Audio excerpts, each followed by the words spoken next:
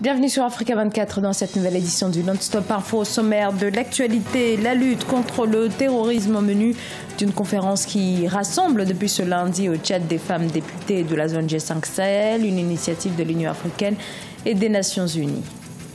Les terroristes avaient détruit et incendié une partie du café plus d'un an après l'attaque terroriste qui avait fait une trentaine de victimes au Burkina Faso. Le café Cappuccino rouvre ses portes. Plus de 900 000 réfugiés ont fui le conflit au Soudan du Sud pour retrouver refuge en Ouganda. Parmi eux, des femmes et des enfants et des milliers d'autres continuent d'arriver chaque semaine dans les camps ougandais. Les femmes parlementaires des pays du G5 Sahel plaident pour un renforcement de la lutte contre le terrorisme. C'était ce lundi 19 juin à N'Djamena au Tchad à l'occasion d'une conférence. Toutes ont planché sur les mesures à mettre en place dans les pays du Sahel confrontés depuis 2012 à plusieurs centaines de combattants terroristes dont certains ont prêté allégeance à l'État islamique. Reportage notre correspondant Mahamat Ramadan. L'Union africaine, en partenariat avec l'ONU Femmes, organise du 19 au 20 juin 2017 dans la capitale tchadienne une conférence des femmes parlementaires des pays du G5 Sahel. Objectif, promouvoir le leadership des femmes en matière de prévention et de lutte contre l'extrémisme violent dans le Sahel. Pour les organisateurs, cette conférence permettra aux femmes parlementaires de définir et de mettre en œuvre leur agenda de lutte contre le terrorisme à la base. Nous savons que les femmes subissent elles payent le lourd tribut de ces conflits, mais c'est elles qui doivent reconstruire.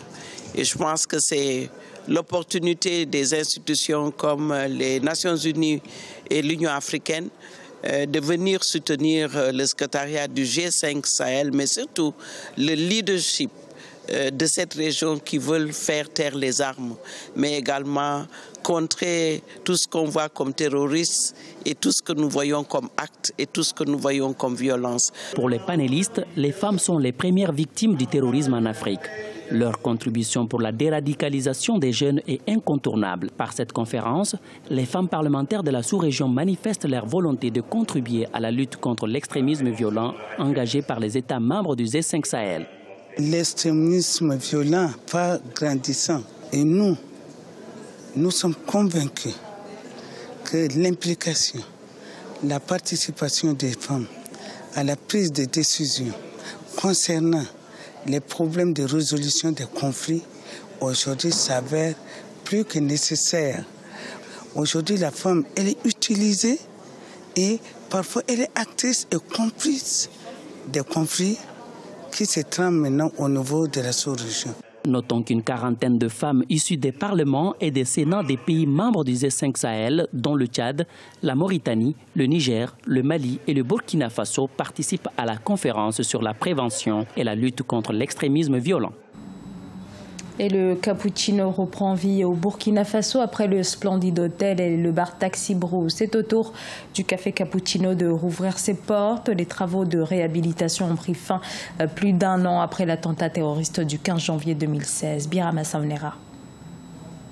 Au Burkina Faso, le restaurant Cappuccino de Ouagadougou a rouvert ses portes le jeudi 15 juin 2017. Ces restaurants et l'hôtel Splendide avaient simultanément été attaqués en janvier 2016 par des militants d'Al-Qaïda au Maghreb islamique. Bilan, 32 morts et plus de 70 blessés. La réouverture du Cappuccino constitue, selon les observateurs, un signe de résistance face à l'extrémisme grandissant dans la région. Je me sens très bien en sécurité ici parce que, de toute façon, en aucun coin de la terre, on est en sécurité à 100%. Mais ici, je pense qu'on est vraiment en sécurité au regard des différentes mesures de sécurité qui ont été prises pour sécuriser l'endroit. Il y a 18 mois, les assaillants avaient attaqué le restaurant avec des tirs. Ils avaient également mis le feu à des voitures et des motos avant d'entrer dans l'hôtel Splendide en face. Dès là, ils ont tiré sur les passants dans la rue, y compris ceux qui essayaient de sortir du restaurant. Emmanuel Nikiema est un serveur du Cappuccino. Il se souvient du jour de l'attaque. Je ne savais pas ce qui se passait. Il faisait des boum, boum, boum, boum. Jusqu'à après, ça s'est calmé. Il n'y avait plus de bruit, mais dehors, ça tirait toujours. Après, ils sont rentrés dans la salle. Mais heureusement pour nous, ils ne savaient pas que les toilettes, ils pouvaient y trouver des gens là-bas. Voilà. On était obligés de notre sang-froid de même pas faire du bruit, même nos téléphones ont été éteints. C'était la première attaque de ce genre dans le pays.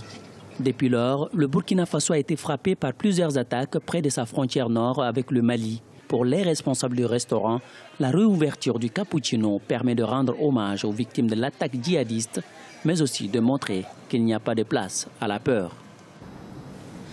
Au Soudan du Sud, le gouvernement a lancé un appel d'offres à l'endroit des entreprises compétentes pour auditer son secteur pétrolier. Objectif, mettre plus de transparence et améliorer la gestion des revenus provenant du secteur, mais aussi évaluer les réserves actuelles de pétrole. La réussite de cette opération est capitale pour le Soudan du Sud pour son adhésion à l'initiative pour la transparence dans les industries extractives.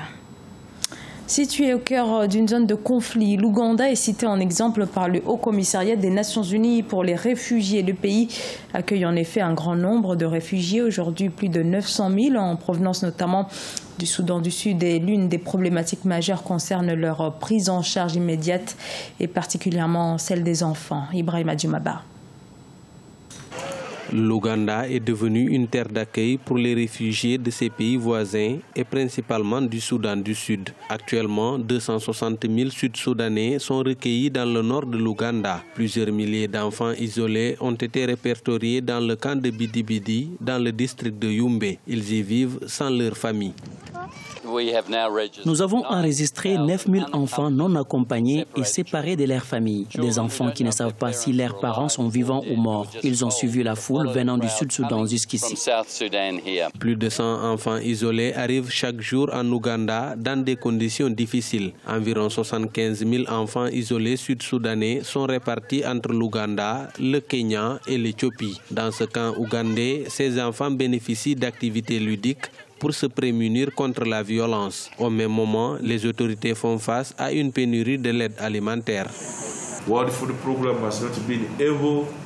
Le programme alimentaire mondial n'a pas pu recevoir suffisamment d'aliments. Par conséquent, au lieu de donner aux réfugiés 100% de rations alimentaires, nous devons passer à 60%. Cette situation a amené le PAM à proposer une aide que nous appelons Cash for Food. Au lieu d'obtenir des aliments qui ne sont pas disponibles, le PAM veut avoir de l'argent pour chercher de la nourriture. Cependant, il n'y a pas assez de nourriture sur le marché. Selon le HCR, l'Agence des Nations Unies pour les réfugiés, l'Ouganda accueille présentement plus de 800 000 réfugiés avec plus de 2000 arrivées chaque jour. Le gouvernement ougandais assure aux réfugiés l'accès aux services publics tels que l'éducation et les soins de santé et leur permet de se déplacer librement, mais aussi de travailler. Les combats en cours au Soudan du Sud ont fait 1,8 million de déplacés, dont la majorité est constituée d'enfants. Pour faire face à cet afflux de réfugiés, les organismes des Nations Unies ont besoin d'au moins 1,4 milliard de dollars.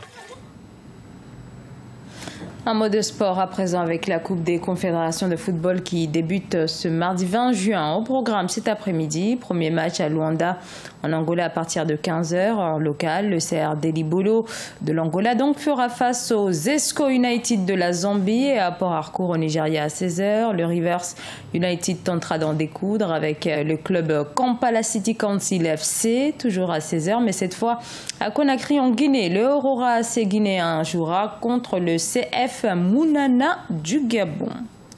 Ce journal a été réalisé par l'ensemble de la rédaction. Merci à vous pour votre fidélité. Dans un instant, une nouvelle édition de l'actualité sur Africa 24.